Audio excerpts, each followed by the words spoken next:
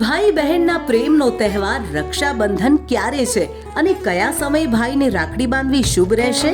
તો આ વખતે શ્રાવણ સુદ પૂનમ 8 ઓગસ્ટ બપોરે 2:12 થી શરૂ થઈ અને 9 ઓગસ્ટ બપોરે 1:24 સુધી રહેશે.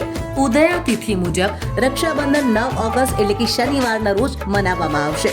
તો રાખડી બાંધવાનું મુહૂર્ત સવારે 5:47 થી બપોરે 1:24 સુધીનો રહેશે, જેનો સમયગાળો લગભગ 7.5 કલાકનો છે.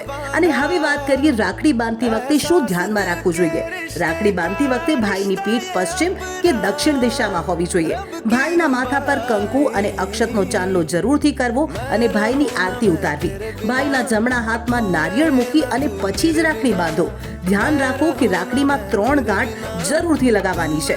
રાખડી બાંધ્યા પછી ભાઈને મીઠાઈ અવશ્યથી ખવડાવજો. હેપી રક્ષાબંધન.